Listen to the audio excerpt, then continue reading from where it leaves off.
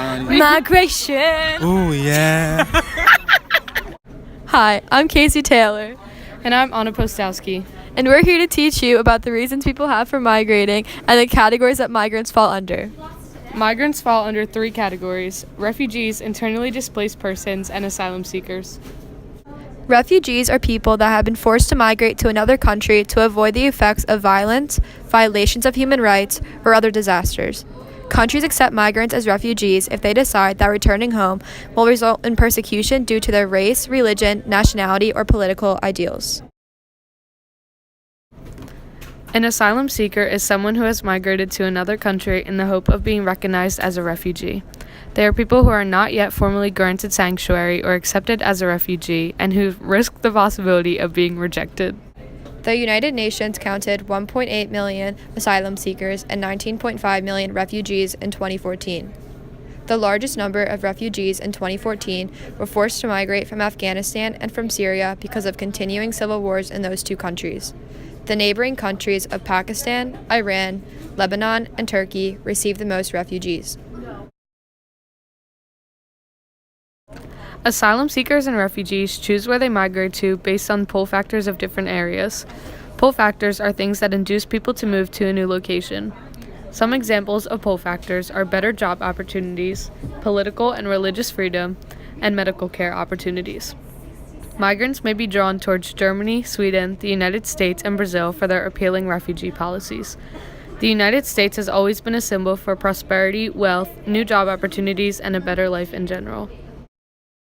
An internally displaced person, or IDP, is someone who has been forced to migrate for similar political reasons as a refugee, but has not migrated across the international border. The UN counted 38.2 million IDPs in 2014. IDPs stay within their own country and remain under the protection of its government, even if that government is the reason for their displacement. As a result, these people are among the most vulnerable in the world. As Susan Martin, director of the Institute for the Study of International Migration at Georgetown, says, IDPs are probably the most vulnerable of those forced for whatever reason from their homes. The current international system just isn't equipped to deal effectively with those displaced in their own countries. Iraqi civilians have suffered the most new displacement, with at least 2.2 million people displaced in 2014. Europe, for the first time in more than a decade, also suffered massive enforced displacement. This was caused by war in eastern Ukraine, where more than 640,000 people fled their homes. Not all IDPs are displaced due to violent conflicts.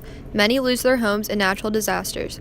For instance, 450,000 of the 800,000 IDPs now in Sri Lanka were forced to move by the devastation of the December 2004 South Asian tsunami, while the rest have been displaced by the ongoing civil war there. The movement of refugees, asylum seekers, and IDPs all fall under the category of forced migration, which is the permanent movement of people compelled by cultural or environmental factors. Whether it be war plaguing their countries or natural disasters striking their homes, all of these migrants feel that in order to be safe, they must leave their current place of residence. These examples and many more can be considered push factors, which are factors that induce people to move out of their present location. Other push factors can include job shortages, lack of food, overpopulation, and anything else that causes people to view their current residences so negatively that they want to leave.